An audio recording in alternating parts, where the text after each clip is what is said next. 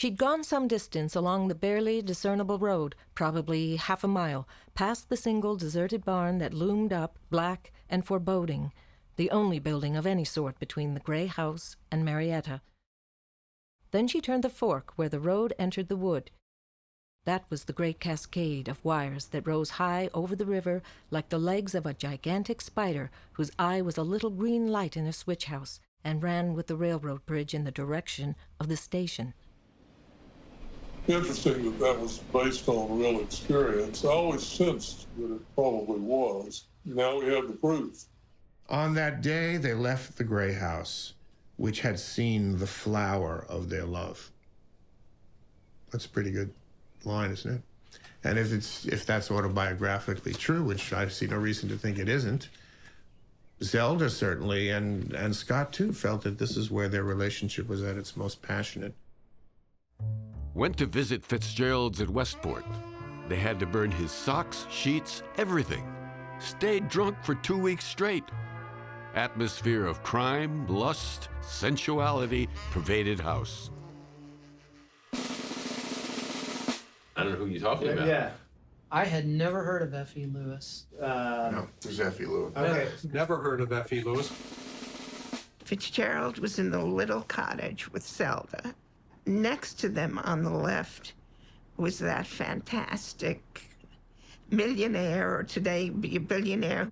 The fact that Lewis had these parties that really resemble a Antonioni movie. Society sure to fly high at Saugatuck Fete on Saturday. Arrow to club to carry passengers skyward. Lewis's parties attracted the country's top celebrities, including Fitzgerald's favorite movie star, Ina Claire. John Philip Sousa wrote and performed a song for a Lewis event. Houdini bound and pushed off dock in mystery stunt. Houdini would come popping up, and he did. Marceline the Clown. Whole animal circus shipped out of New York. Photographs of the parties next door to the little cottage that Scott and Zelda lived in. They looked like stills from an early version of The Great Gatsby. And there was no end to it. Those parties must have been something, I'll tell you. If he saw Lewis's house, and as you say, Lewis's house had a ramshackle aspect to it, maybe that aspect goes into Gatsby's mansion. Not the Norman architecture, not the turrets, but the fact that it was sort of ramshackle. And I can't imagine that he was ever a freewheeling, drinking carouser, but perhaps he was. He had, after all, 4 wives at the end of the line.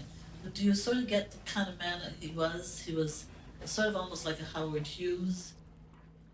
Well, you gotta believe Fitzgerald must have met this man, but there's no reference in any of his letters. Although other Lewis parties didn't garner the attention of that event with Sousa and Houdini, Lewis's extravagance had no limit.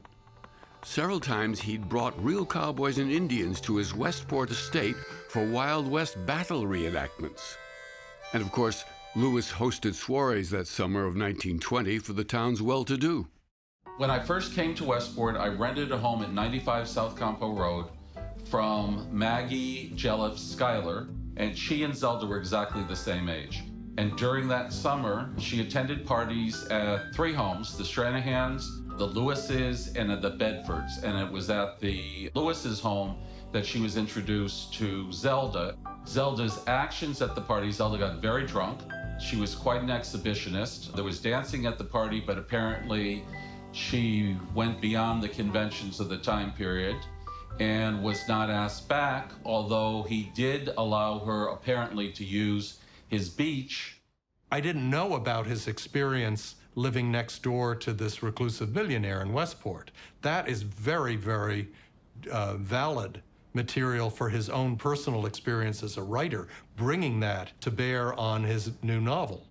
Setting Gatsby's mansion and Nick Carraway's cottage in a fictional place named West Egg isn't, if only subconsciously, an echo of Westport. Westport, West Egg. I agree. All of that about the mansion next door was a great revelation to me. I had never seen that anywhere. I did not know that that mansion existed. I'm certain that Fitzgerald patterned the Great Gatsby with Nick's little bungalow next to Gatsby's great mansion next door. I'm certain that came from the experience that you're describing. It's rare to find anything new in Fitzgerald's scholarship. Truly it is. Most of it is very familiar and very repetitive. Well, this is truly fresh.